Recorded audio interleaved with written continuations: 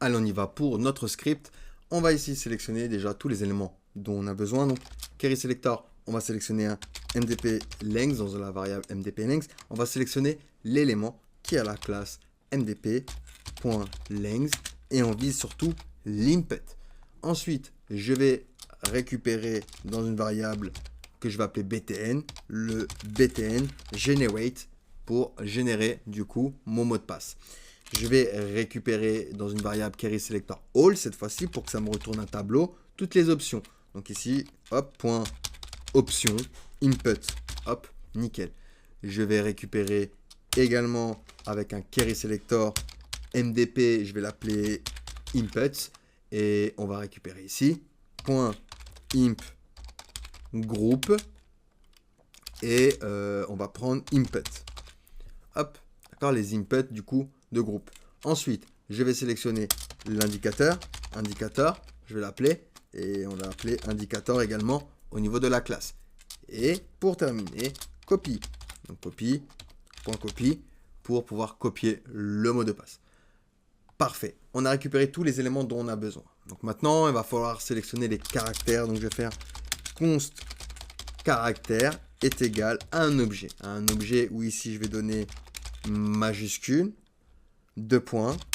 Et ici je vais mettre A, B, C, D, E, F, G, H, I, J, K, L, M, N, O, P, Q, R, S, T, U, V, W, X, Y et Z.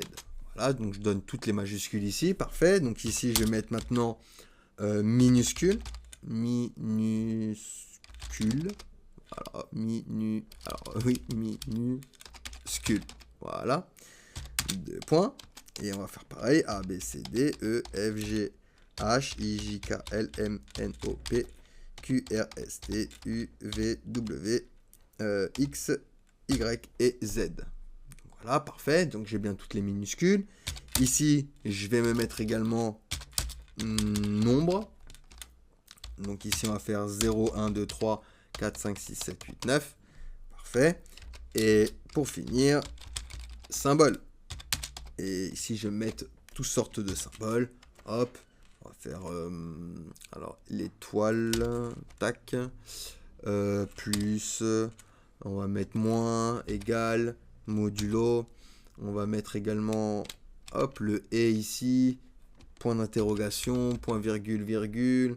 Les chevrons. On peut mettre les chevrons. On peut mettre le dièse. Le et on l'a déjà mis. Oui, on a déjà mis le et. On peut mettre les 2 points. Le chapeau, je sais pas si on l'a mis, non, on l'a pas mis, on va mettre le chapeau, on va mettre également la petite vague ici, hop, voilà, et tiens, hop, les accolades également, hop, et on va pouvoir même mettre, hop, les petits guillemets comme ça, voilà, parfait, nickel, on a tous les symboles, on va pouvoir commencer à générer la fonction pour générer le mot de passe. Donc ici, je me crée une variable que je vais appeler generate MDP, alors MDP, égale à une fonction fléchée qui va faire quoi? Qui va me créer une variable qui va s'appeler password base, donc le password de base, qui sera égal à une chaîne de caractères vide, puis je vais me créer également pass random, qui sera également égal à une chaîne de caractères vide. Je vais également créer une variable qui va s'appeler exclure répétition, qui sera égale à false, une valeur booléenne, et pass length, qui sera égal, du coup, à MDP length point value, donc à notre input de type range. Parfait, donc là on a initialisé toutes les variables dont on a besoin pour notre fonction. Donc ici je vais faire un option point for each, donc vu que c'est un tableau, for each va itérer à travers tous les éléments de mon tableau. Je passe option ici, hop, on va faire un if. Donc ici, on fait un if si option id, point id, est le contraire de répétition et, donc opérateur logique, hein, et option.id est le contraire d'espace,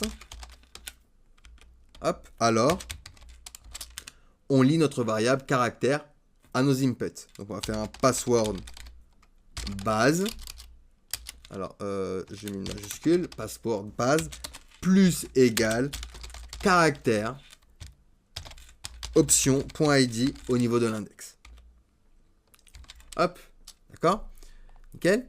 Else if, sinon, donc else if, sinon, option.id.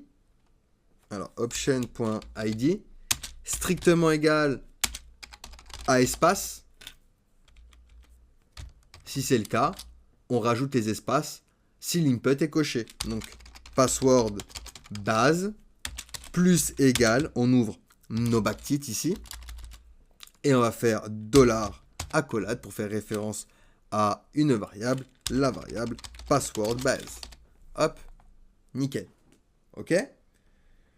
Donc, on fait une condition, d'accord? Sinon, donc ici on va faire un else, sinon, exclure répétition égale true. Donc à la base il est égal false, là on le passe à true. Je récupère toute ma condition ici, je fais un CTRL C, et là je vais faire un if option.checked. Est-ce que option est checké? Et hop, à l'intérieur on glisse toute notre condition que l'on s'est créée. Ok? Parfait. Ici, on vient là, on reste toujours dans la fonction, hein, toujours, et on va itérer avec une boucle. Une boucle for. For, let i égale 0.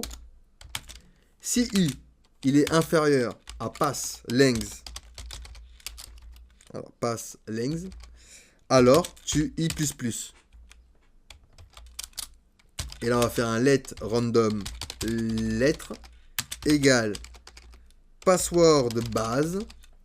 Donc là, on va générer des lettres au hasard. On va utiliser matfloor, matrandom pour nous donner un chiffre au hasard. Donc matrandom fois password base point length. Hop. Nickel. Donc ça va nous donner des lettres au hasard. Tout simplement. Je me fais du coup un if. If si exclure répétition, il est true.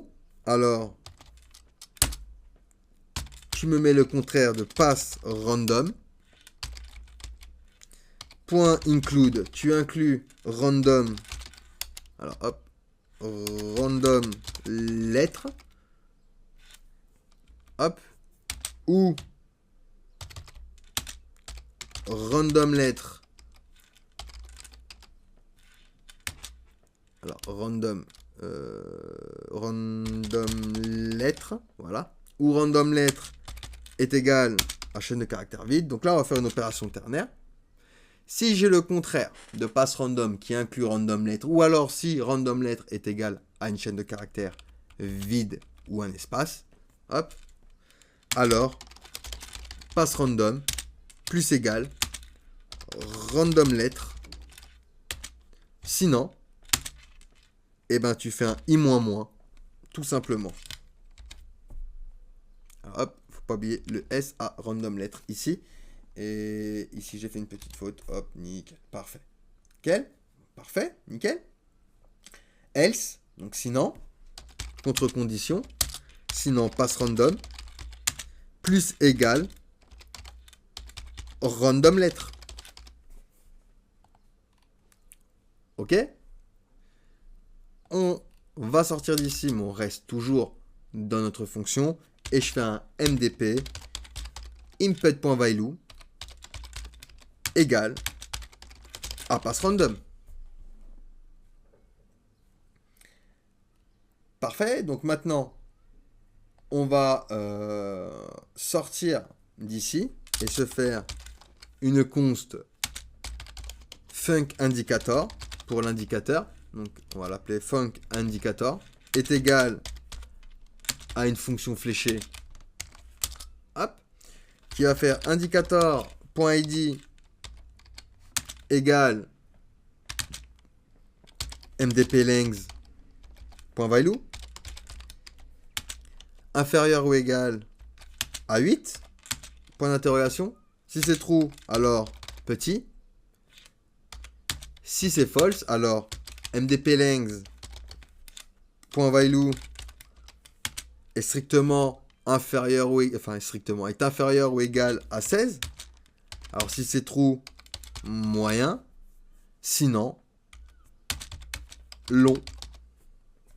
D'accord? Au niveau ici, vous voyez, de notre input de type range qu'on avait créé ici. D'accord? Ok, parfait.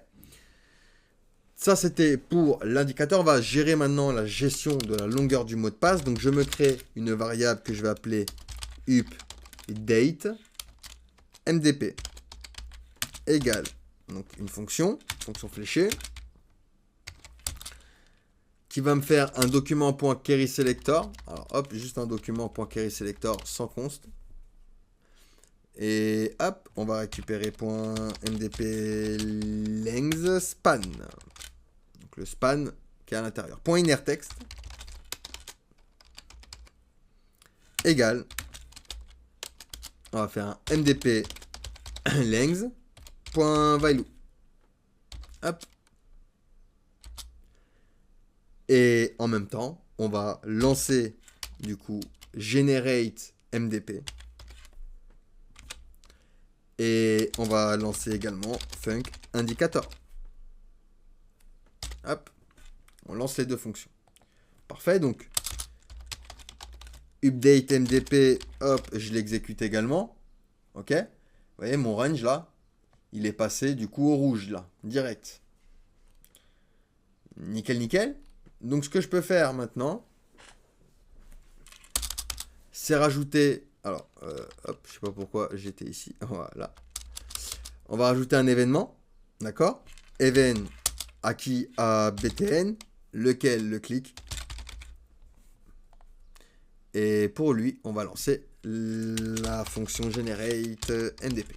Donc tu me génères un mot de passe quand je clique sur ce bouton. Alt / flèche du bas. On va récupérer également mdp length. Donc mdp length. Add event listener, lequel l'input. Alors tu vas me lancer update mdp.